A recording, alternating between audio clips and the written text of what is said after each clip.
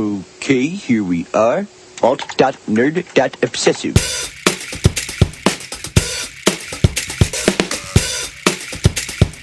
Worst episode ever. Hey everybody, welcome to Worst Episode Ever, a podcast for people who love The Simpsons, by people who love The Simpsons, about how much we hate The Simpsons. We're here to find out which episode is the worst episode ever. My name is Dan. My name is Jack.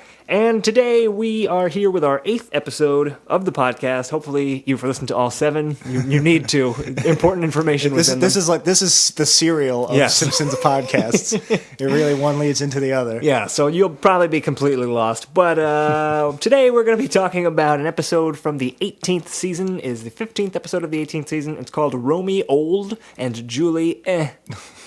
Originally broadcast March 2007. Jack, have you seen this one? I hate to sound like a broken record. I think I've seen this one. Okay. But I don't remember it. I mean... Yeah, well, that's not saying much. It's what it is. Yeah.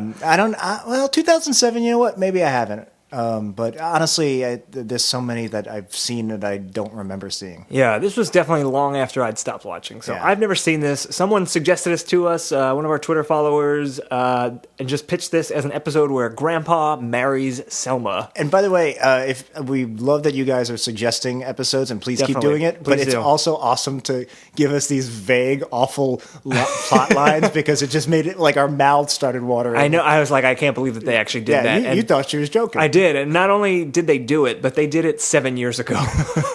Like, this was not even the bottom of the barrel.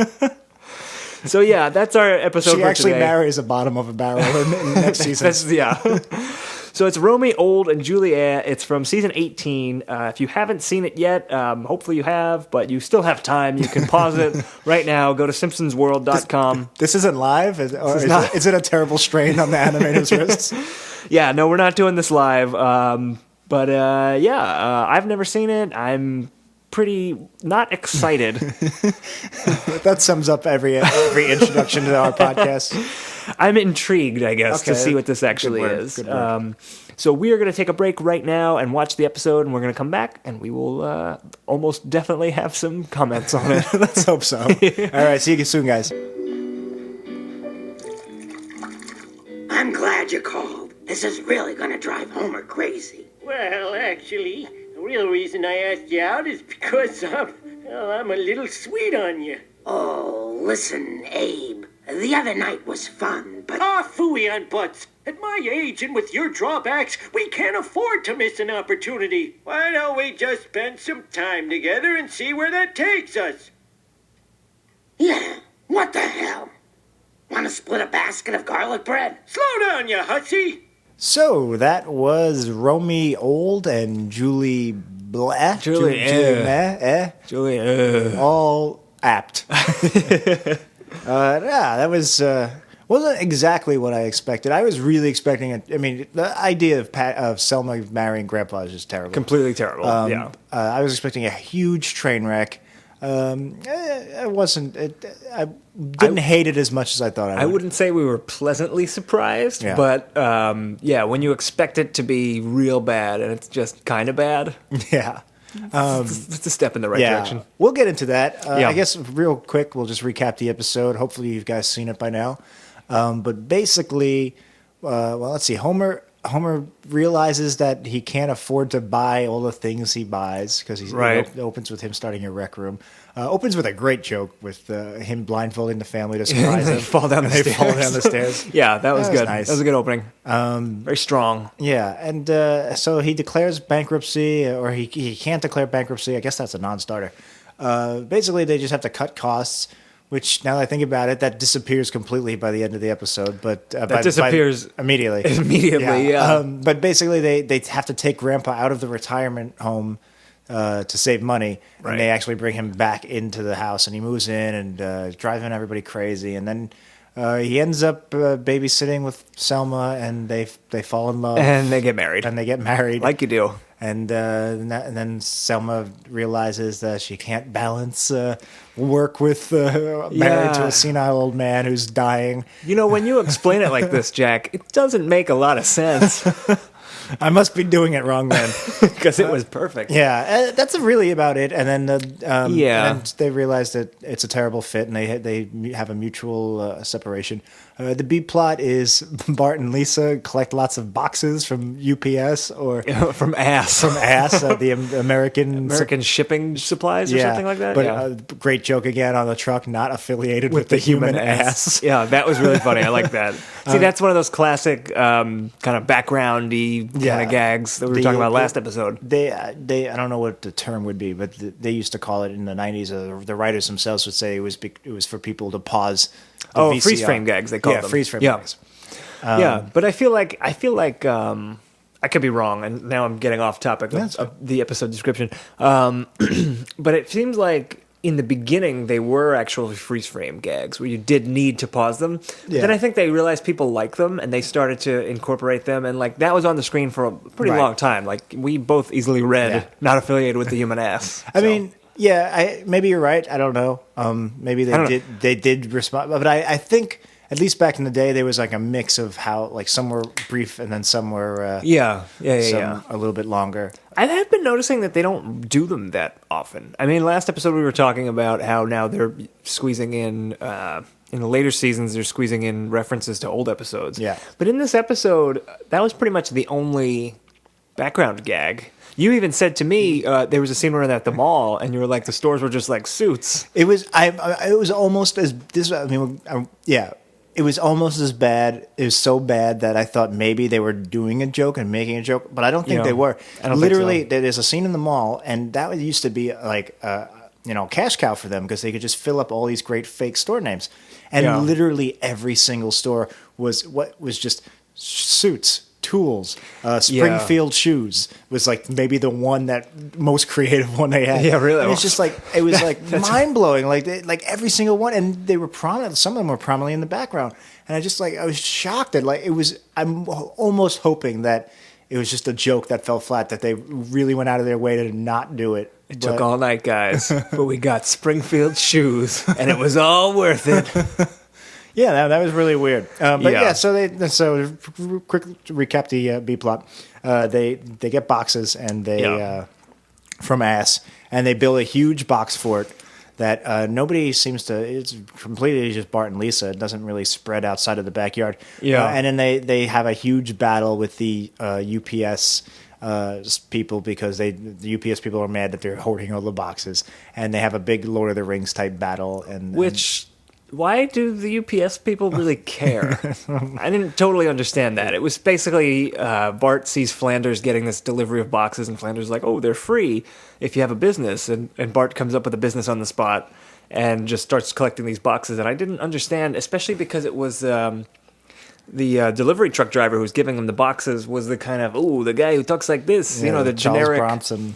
Yeah, the generic, like, he's always the clerk at, like, every store, and he never cares about anything. He's always just sarcastic and whatever. Why would he care that Bart's hoarding these boxes? I mean, he doesn't own the company. Yeah. I don't know. How do you want to start? Do you want to get right into this B plot? I'm starting to think they don't put a lot of fun to these episodes. Let's talk about the B plot just because we can get it out of the way because it was pretty slight. It had nothing to do, like the two plots diverged pretty quick and they never tied back in. They didn't really have anything to do with one another. I'd never seen this one. I was pretty curious where it was going to go in the beginning because like you said, it starts off, Homer has a surprise, he's redone the basement to be a rec room, which went nowhere. Yeah. That was just a delivery method to get him into bankruptcy court. Yeah, which also went nowhere. That just was sort of a way to get Grampa in the house. You kind of...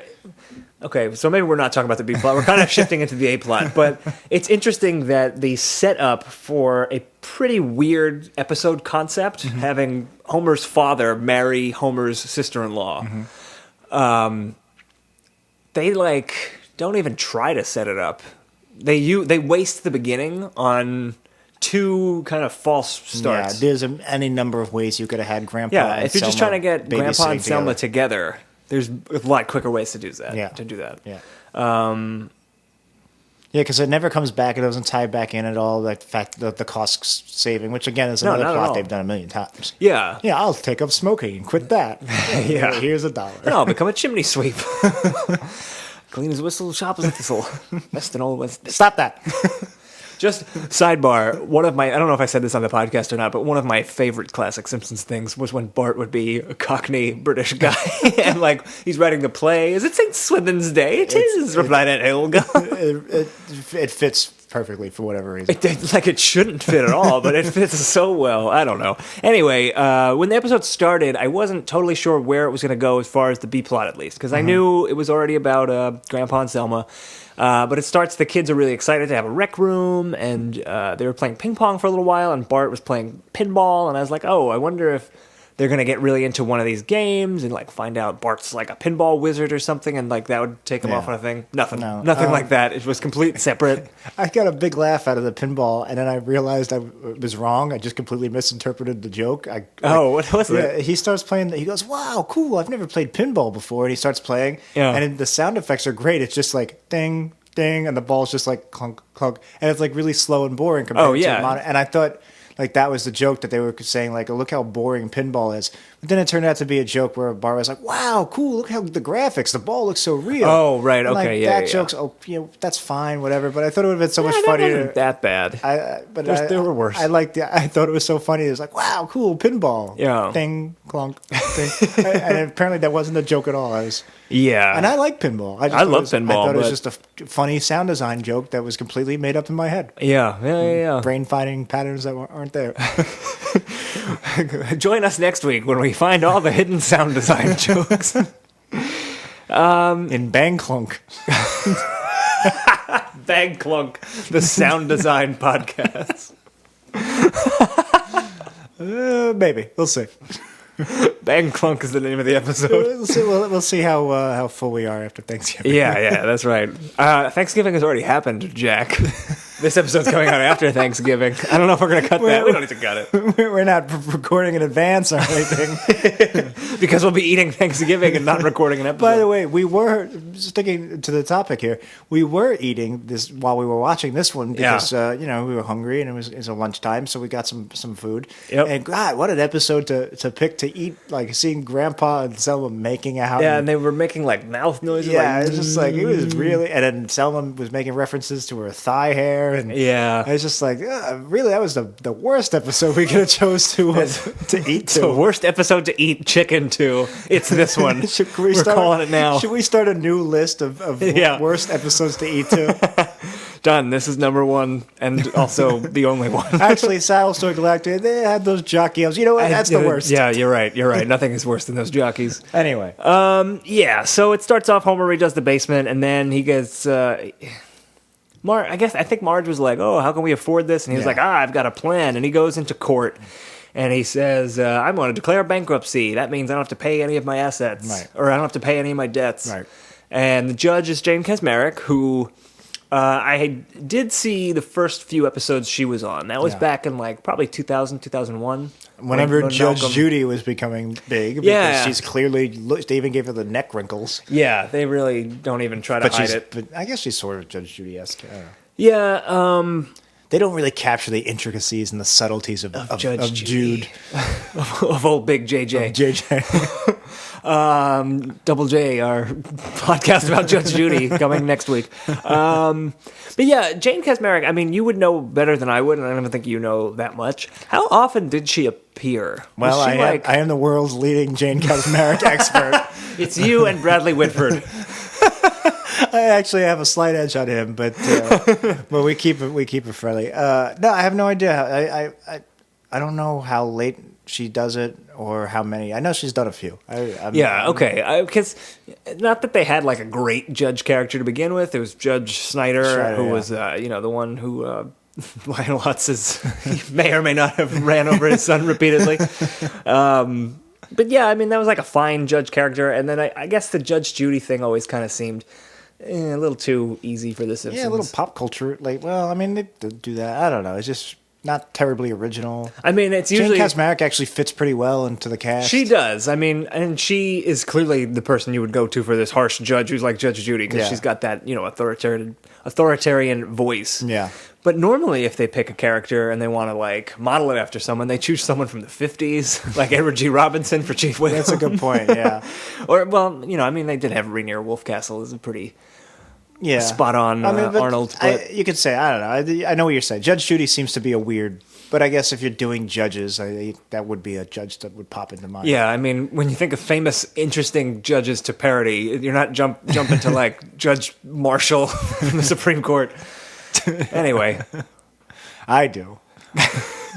join us for Jumpin' to Marshall, our Supreme Court podcast. Yeah, so Homer he declares bankruptcy, which he can't because apparently the law is now you have to pay, which... which just frankly doesn't make any sense. It's a joke, I guess. Yeah, no, I mean, like, I understand that. I don't. I mean, you're the lawyer. I don't really get bankruptcy, but I understand that maybe it's not quite as clear cut as Homer made it out to be. But I'm pretty sure the law isn't where now you have to pay your debts. Yeah, you don't declare bankruptcy. It's just you have to pay all of your debts because that's just what you were in before. But I mean, obviously, you can make it. Not. Why was I going to say stupefied? Dumb it down. I don't know where stupefied came from. Well, you can dumb it down for the show, but that was a little too dumb. Yeah. And again, it just seemed like they were doing a lot of plot acrobatics, let's say, to get them to the real start of the episode, which is Grandpa and Selma together. Like, you need Homer to cut back money so that Grandpa has to come live with them. Right. Which, by the way, he did very briefly. Yeah. Because later they show he and Selma are living in the retirement home together. Yeah. It doesn't. Yeah, it didn't make it. They never came back to the money thing. They never came back to Grandpa having to live with them thing. It really became just Grandpa, and which is fine, except they just don't bother setting it up that way then. Like, we like the long drawn out opening acts when they make some when they make some sense, but it was jumping too frequently. Yeah. You're starting with this rec room, then it's bankruptcy, then it's Grandpa's coming. For a really simple concept. I mean, Grandpa. Now I think about it. One of the best episodes is when Grandpa dates Marge's mother. Well, that's okay. That's something else I was going to talk about. Where this is, let's play like episode alchemy. This is a mix of that episode and A Fish Called Selma, or the Sideshow Bob, Black Widower. Yeah, it's just taking, or the one where Grandpa dates B. Right, yeah. I mean, it's just or there's a new one where he dates another. There's another one where he dates Patty. I bet. No.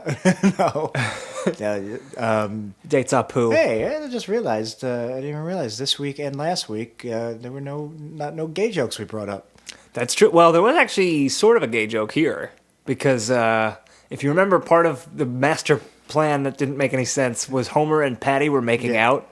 And she pictures in a That's not really a joke, though. It's not a joke, but is it been established that she's a lesbian? Officially? There was a big come out episode. I didn't see that one. Oh, so we should add that one. I don't know. Add that to the list. We'll have to add that to the list. Which brings up another thing. We are just all over the place this episode. We were trying to go in order, but it's not happening. It's the chicken. It's the chicken. It's definitely the chicken. We had Popeye's chicken if they want to sponsor the show. Guys, I'd never eaten there before. They had some delightful chicken and fries until Grandpa started making out with Selma. And then it was we just vomited it all up. It was gross. No, but so Selma comes into the house and she had a baby with her. Yeah. And no one said anything about this baby, and I just ultimately turned to you and I was like, "Why does she have this baby?" Yeah, you were wondering why you didn't know everybody about that cool. baby. Yeah, I thought she stole a baby from somewhere. No, there's an episode where she adopts a baby from China. I have not seen that one. Yeah. I kind of imagine it's good. Which is kind of a remake of the episode where she gets the pet iguana. Yeah, Jub. No, not really. But it was actually a pretty cool character development for her. She's a pretty established. Which is fine. It's just I did not know that. So that was you are in the dark, sir. I really don't know anything. Selma's a mom and Patty's a gay. Anything past 2000, I am in the dark. Not even not just Simpsons. I don't know who the president is. I don't know where I am right now. Memento was based on you. Yeah, I don't even know what that is because it came out in 2000. Anyway, so there's any number of ways they could have got the two of them together. They're part of the same family. You know, they meet at any family function. There was any number of ways to get them, but for whatever reason, they babysit. They make out. Yeah, which in itself was a really loose reason to get them together. Like, Marge was getting a little stressed that Grandpa was living with them, and then all of a sudden, out of nowhere, it was that she didn't trust him, and so she called Selma to come over and watch Grandpa babysit. Yeah, which It's another like weird convoluted way to do this. Oh, they were babysitting Maggie, I guess. They were babysitting Maggie, I guess. Yeah, because Bart and Lisa were doing the box thing. They were off Boxing doing the boxes. So they make out, and then Grandpa decides to pursue it, even though Selma was like a one night make out stand or whatever. Which, I mean, okay, you need to have the episode be about something, and I guess this is as good as an idea as any, Grandpa and Selma getting together. But they wasted no time just, like, shoving them together. Like, Grandpa just says something kind of nice to Selma, like, oh, aren't you a pretty young thing? And she has a funny line where she's like, oh, no one's ever put adjectives before calling me a thing, or something like that. And then they're just making out, and then it just snowballs from there. Then you have the montage. Right, another montage set to popular music. Yeah. This one had, it was a little bit stronger of montage in that it was better. It made more sense, but it was still kind of lame. Yeah, I mean, but it was a quick way. You see them being happy, having happy times together, and then it culminates with them just getting married. Yeah, and I have definitely noticed that they have, I think you pointed this out in the first or second episode, that they rely on these montages a lot, and we've seen it in just the 8 episodes we're watching so far. It's weak. It's weak sauce is what it is. Okay, everyone, straight ahead is my big surprise. Look out for the stairs.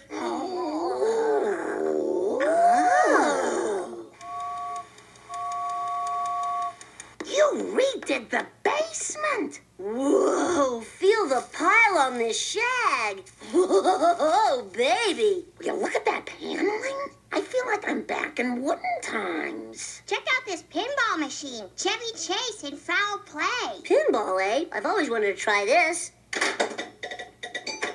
Wow, the graphics are amazing. That ball almost seems real. So they get married. And then this is where the episode at least found somewhat of an identity, even though it just was blatantly just didn't fit at all. Yeah. Where like now Selma is like a working mom, where she's like like a more of a modern woman, where she's not just a DM, like she wasn't like the the grumpy DMV clerk. Now she's like a supervisor, and she's got more of a corporate. It's very like working girl storyline for her. And then Grandpa is doing married life, which we've seen him with Marge's mom, we've seen him with B, we've seen him. This was the first time we kind of saw Grandpa doing married life. That could have been that was at least somewhat more of an original take, but it was, I don't know, it's done really weird.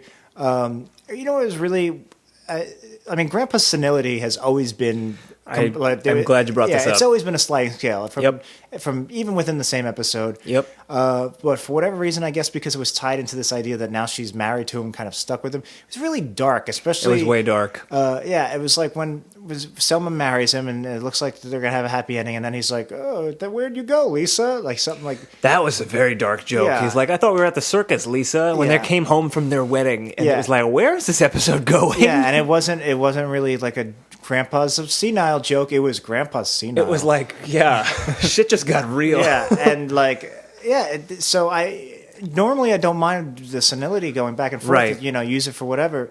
But I don't know. They did it in a way that, I mean, you couldn't take that dark, dramatic, like more realistic angle and do something with that. But that's not where they were just trying to come up with a reason for them to not be married anymore. Yeah, that's the conflict of this episode, and then that's using it as a crutch.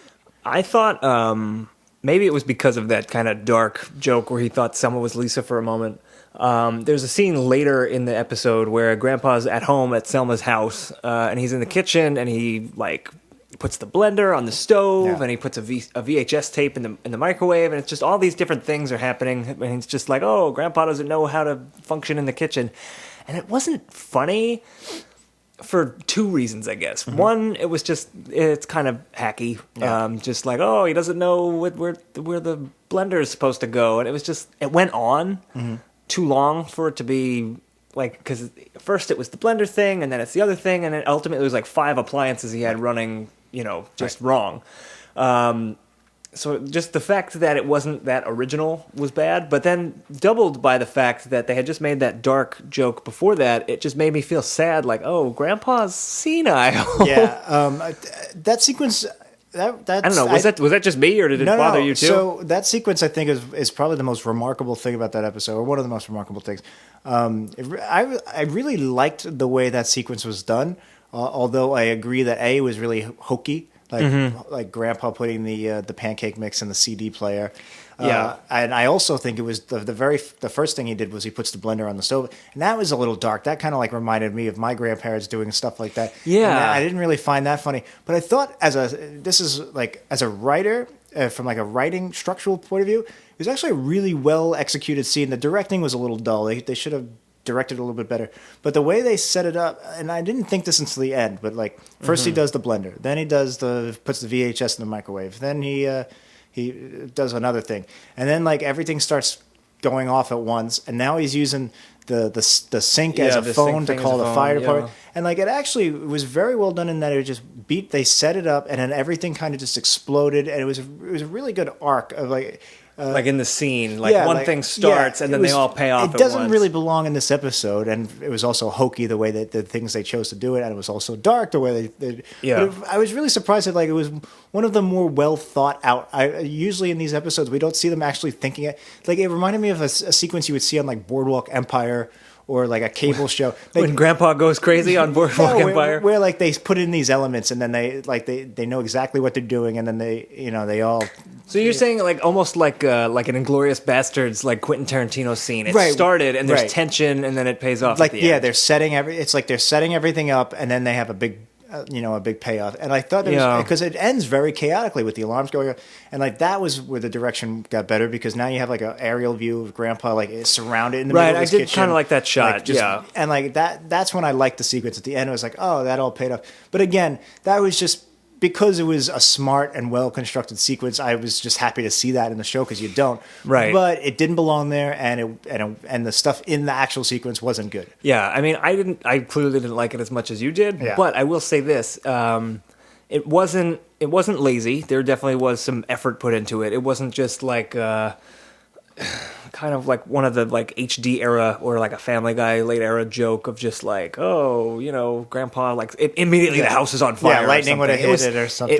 It was building towards something. Yeah. You're right. Yeah. So that was so good. the actual construction and the effort, I applaud. Everything else, I completely agree. It was lackluster. Yeah. And the same can be said. We're jumping a little bit, but thematically, the same could be said about the big Lord of the Rings battle, where like I think it was really corny. If you didn't watch this episode, by the way, and we're talking about Grandpa and Selma getting married, and then Jack just said, and the big Lord of the Rings battle, you might be a little confused. Exactly. Apparently it worked in the pitch room. But, yeah, that's right. No, the Lord of the Rings battle, like it was really corny. It was really stupid, all of them showing up on the trucks. Yeah, so Bart and Lisa ultimately build a castle, and the UPS-ish guy is like, we're going to come back and, I don't know, lay siege or whatever. He had a little moment where he was on his truck and holding up a mailing tube like a sword. The way he starts the battle, and before the battle, way he's like, we're going to come back for you. Yeah. He starts talking. It's Hank Azaria. He's doing the Charles Bronson sarcastic guy,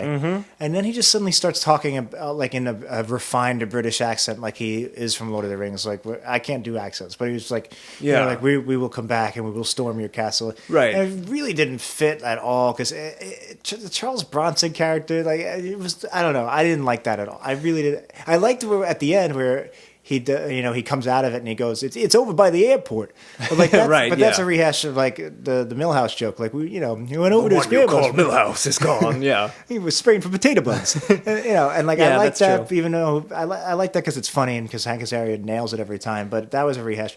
But I don't know. I just was cringing the whole time they were doing that British. I don't know. That part of this plot didn't bother me that much because that's something that they did semi-frequently where it's something unimportant and they build it up and gradually it builds and they are suddenly like so important and then the wind is cut out of them. But why was he talking in a British accent? I don't know. Just yeah. I mean, I guess that's just laziness. Just British people. We're in Lord of the Rings. Yeah, I guess.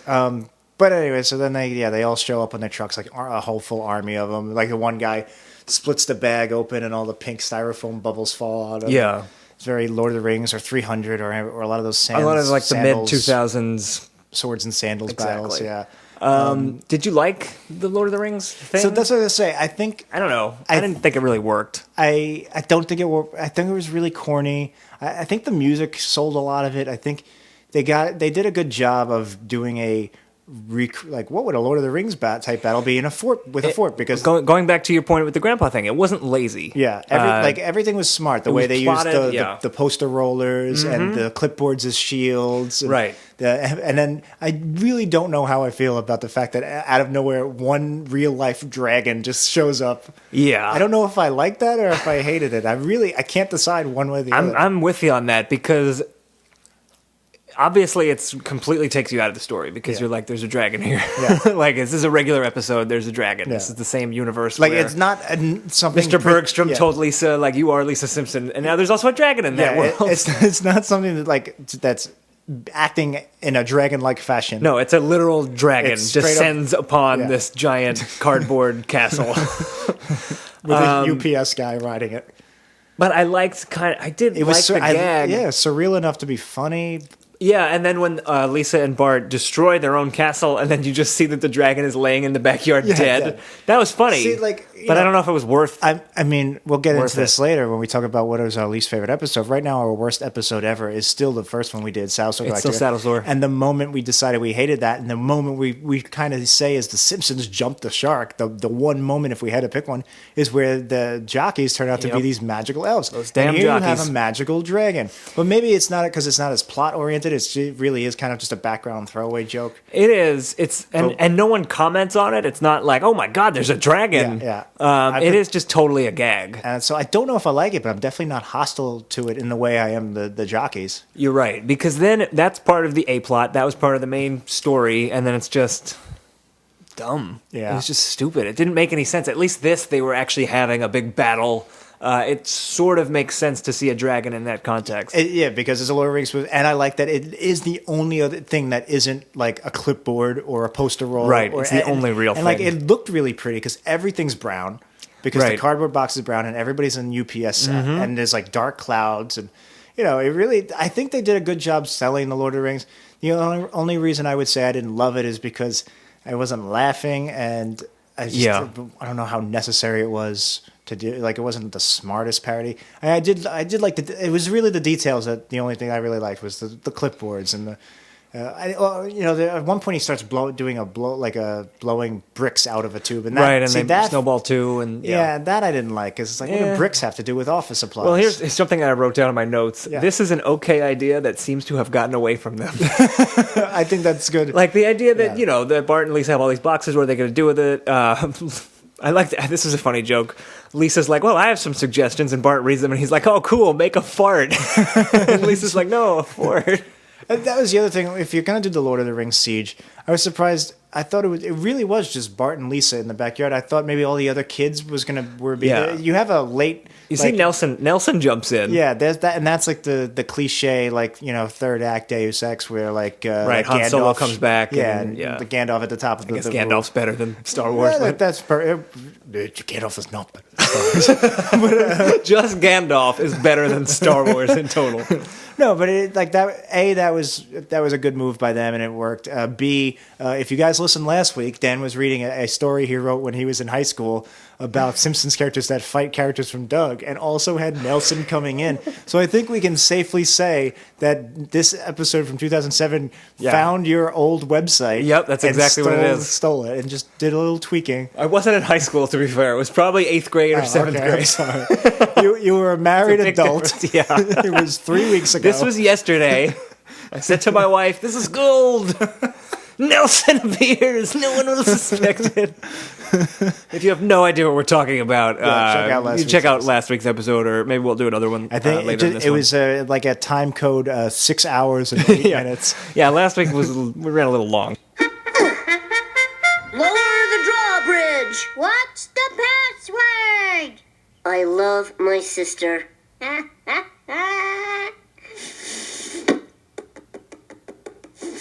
Hey, you little brats. Get down from those battlements. Those boxes are for shipping, not for creating a world of pure imagination. Give them back. Not till we're bored with them. Now, be gone! I shall go, but I will return with an army of my brethren, and together we shall take back what is ours, and hell will rain down upon you. What if we're not here? We will come 2 more times, and then you'll have to come to our customer center. It's near the airport, where the old Crown books used to be. But no, I was just surprised that the schoolyard kids didn't, the neighborhood kids didn't form their own army, something like that. And Right. one other point I want to make is, this B plot was Bart and Lisa versus the UPS guys, where you would think they could at least put some deeper character stuff in there. Like, what about the fact that Bart and Lisa are just playing with themselves and no other, and That they're didn't just sound right.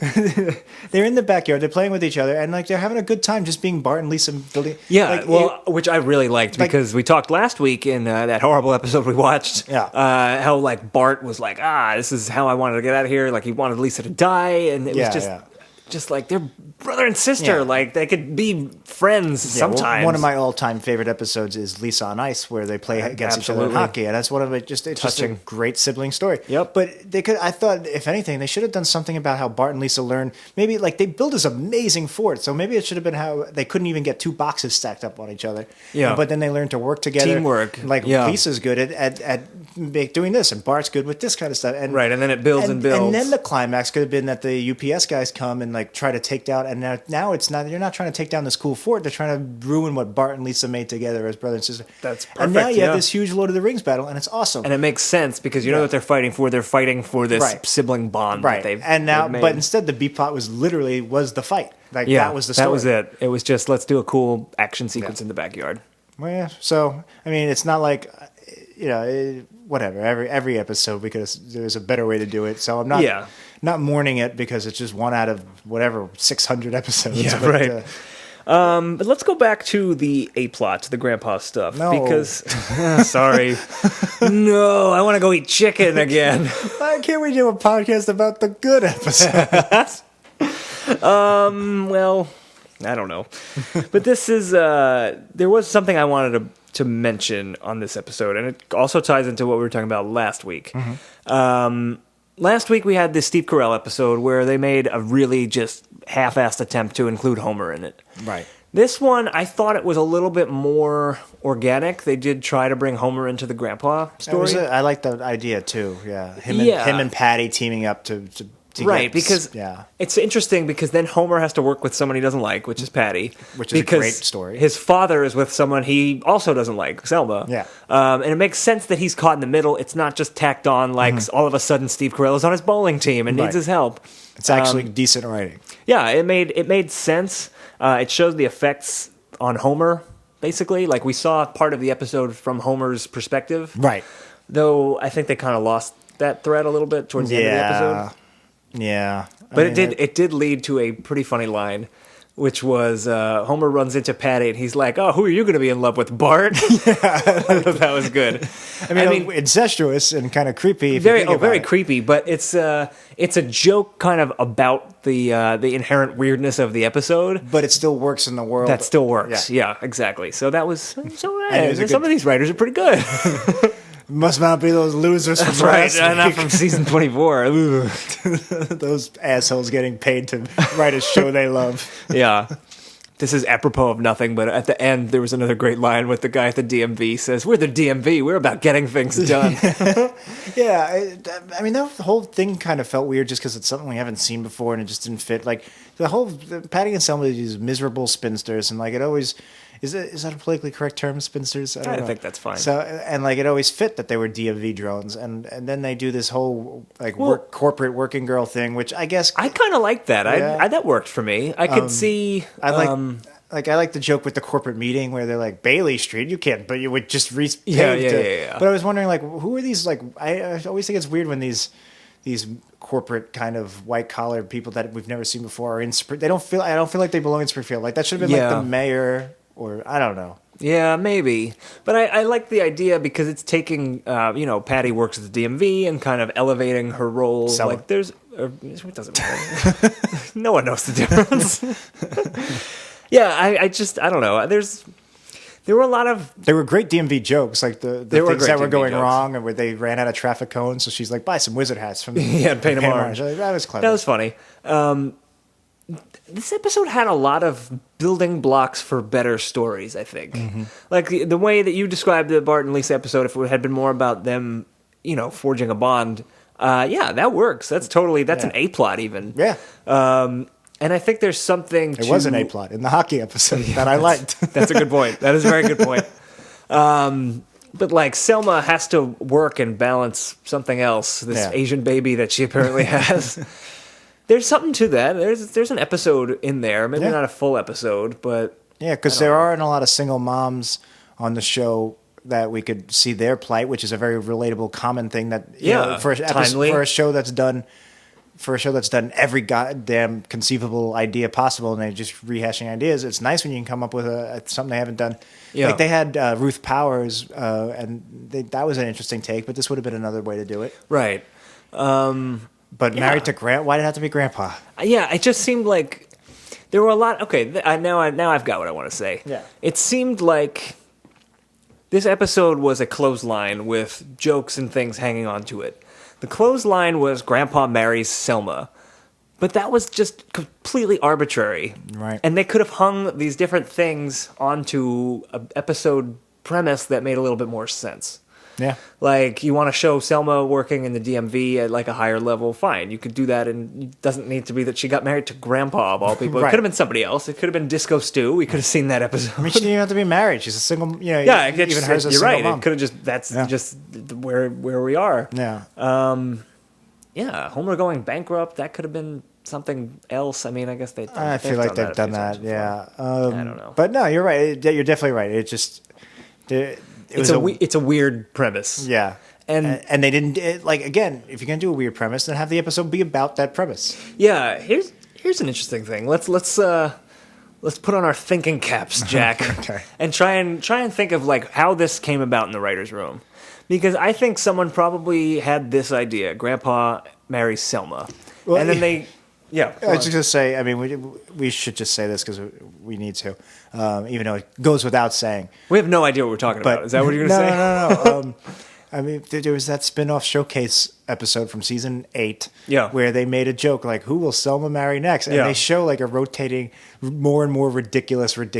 I think she marries Kodos or Ken. Yeah, something like that. All these ridiculous husbands. And to think that 10 years later they Wedding after wedding after wedding. Great gag. And they actually did it, and that wasn't even close to the end. And it wasn't funny, and it wasn't clever. Yeah, and it's really sad that actually came to pass. But I just wanted to mention that. It is sad.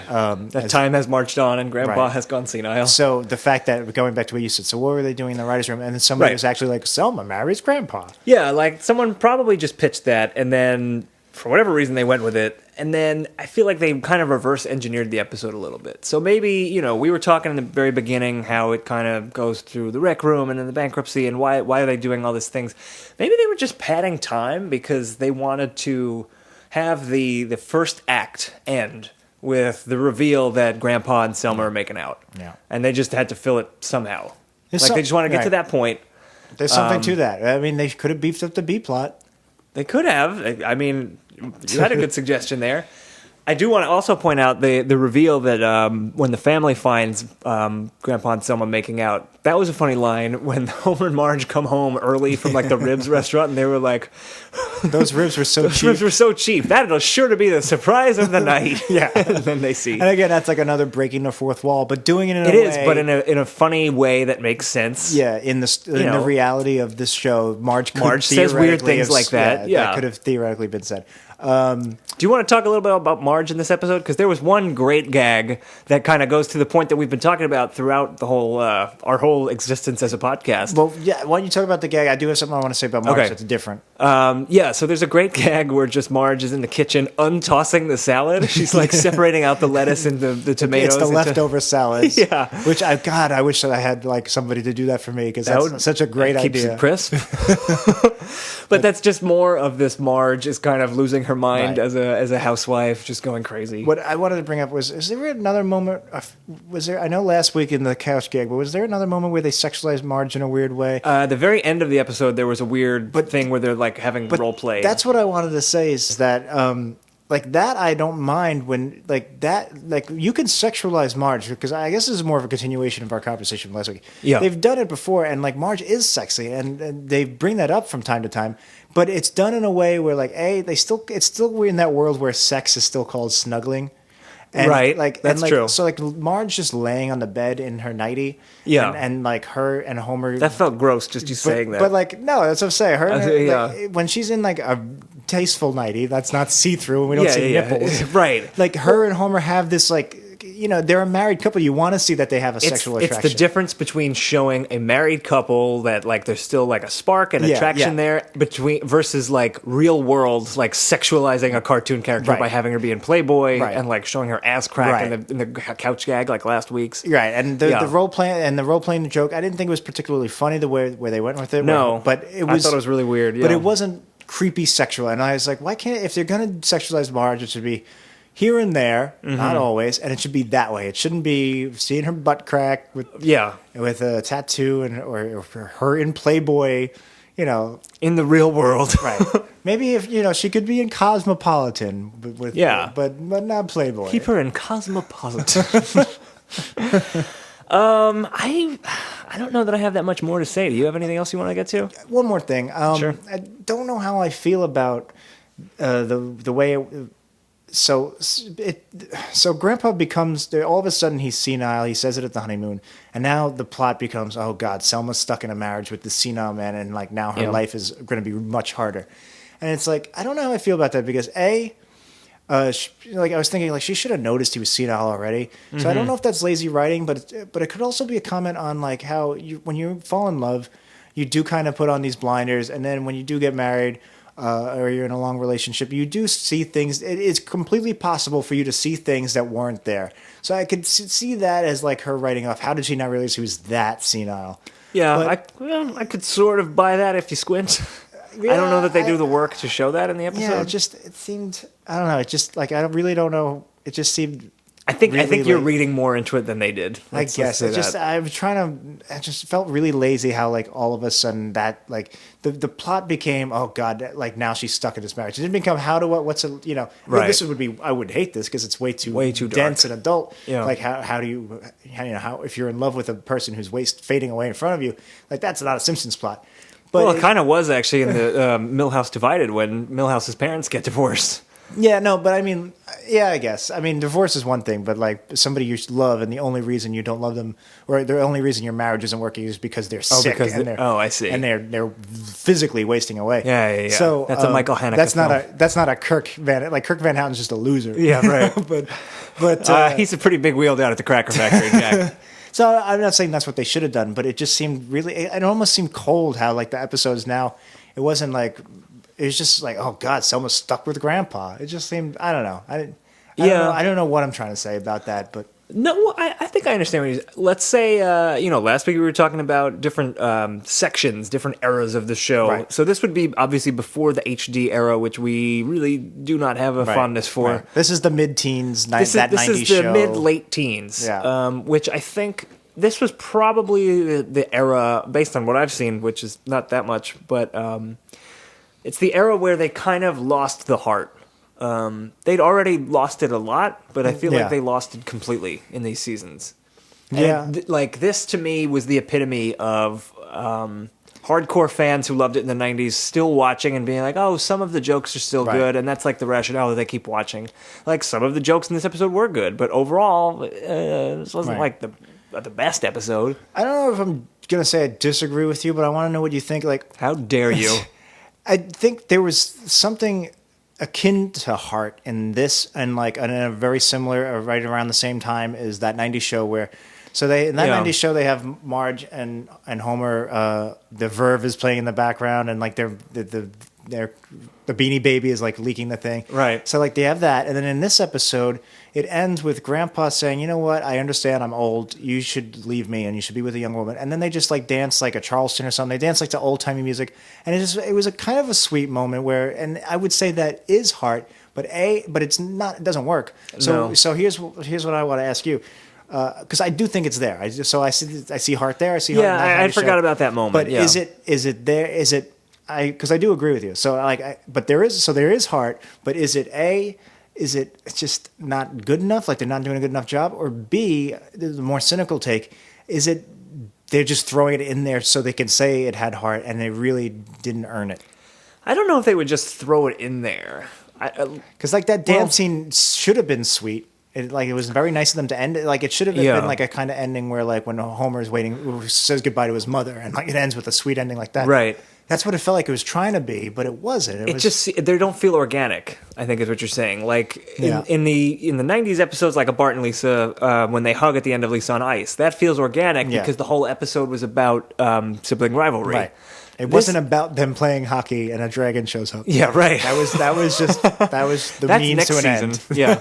But this episode wasn't really about anything, I guess. Like the payoff, if the payoff is Grandpa and Selma dancing together, it's not paying off a story about marriage. I mean, you kind of made a decent argument that I don't think they had intentionally put on there right. about it, like, you know, someone you love becomes someone because they end on good terms, but yeah, it just feels. I mean, it doesn't solve anything. It didn't make sense organically in terms of the story. It just felt like now is the time in the episode where they have to split up because we have to get back to the status quo. Right. Yeah. And that's what it was. And that's exactly what it was. Even though it wasn't technically back to the status quo, because where's Grandpa going to live? What about Homer's Are they still money? bankrupt? How come the rec room is gone in the next episode? I don't know. Where's the rec room? What are they going to do with the giant dead dragon in their backyard? Yeah, that's right. Giant dead dragon is not a bad name for the episode. There you go. Selma, Walk with me. the new traffic cones are held up in Harrisburg. Go to the costume store. Get 100 wizard hats and a bucket of orange paint. I love that. We've lost the answer key for written test number 7. ACDAACBBCA. You are what I want to be.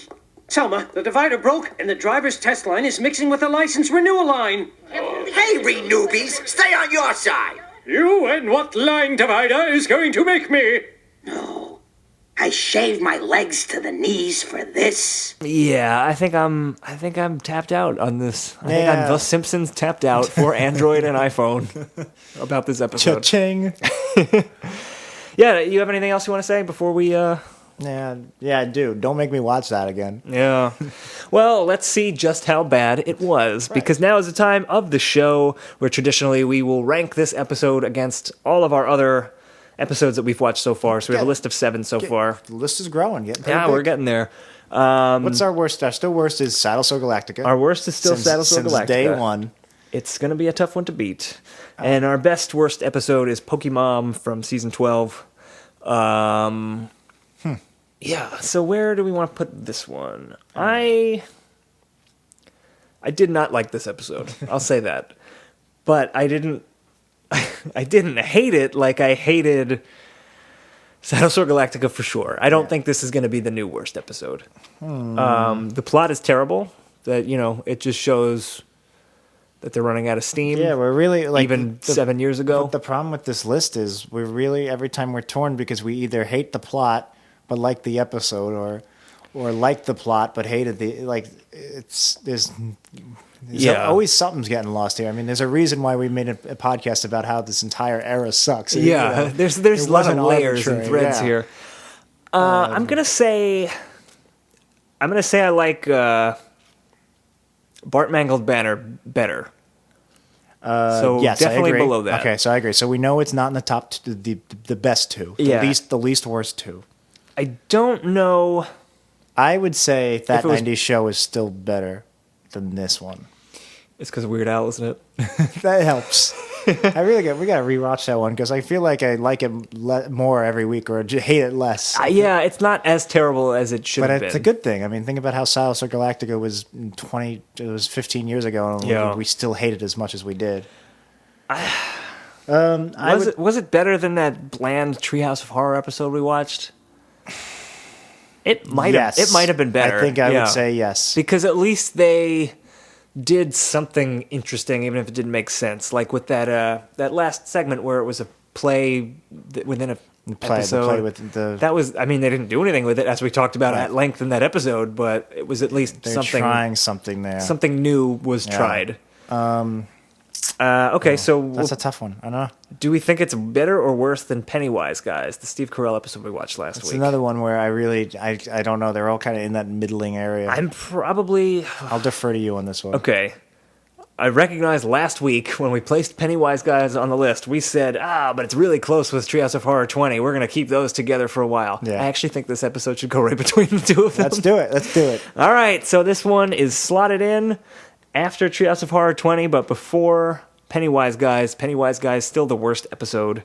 Yep. Or the worst episode between these two. Of The those worst two. episode overall is still Battlestar Galactica. Okay. Boy, we really picked two shitty ones to start the podcast with because they have stayed at the bottom. That's right. One very and two. consistently.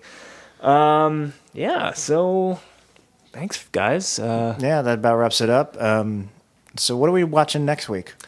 Okay. Next week. I don't know. Next week, we're really going for it, all right?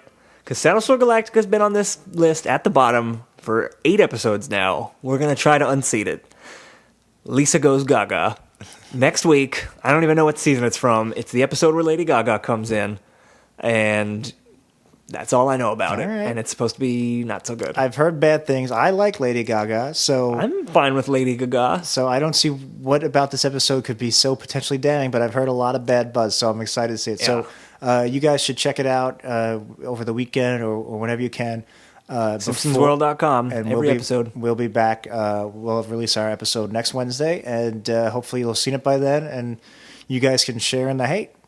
All right, everybody, so that is it for this episode of Worst Episode Ever. If you have a terrible Simpsons episode you want to suggest to us as a future edition, you can email that to us, you can tweet it to us, and you can do that.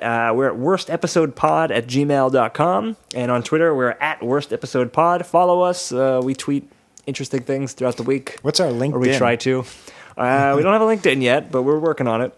We have to get a job first. And everyone, send us your feedback, your requests, any comments you might have. We're happy to answer questions on air if you have questions from either of us. Not legal questions for me. That is somewhat illegal. And not barista questions for me. And you can check out our website. It's at worstepisodeeverpodcast.wordpress.com. Yes, it's a mouthful. We're going to get a better website in the new year. But there you can read show notes, you can get the old episodes, you can see the list of worst episodes ever. And if you think we're wrong on this list, because God knows we're really not 100% on it. I know, it's getting harder every week, too. So let us know what you think. Maybe it'll sway us a little bit next time. Yeah, and if you're not subscribed already, you can subscribe on iTunes, on Stitcher. You can go to the website and grab our RSS and put that whatever podcatcher you're using. And guys, if you could please rate us on iTunes, give us a good rating if you like the show. If you don't like the show, just yell at a cloud somewhere and just do not give us a bad rating. So that's what that guy was doing. That's right.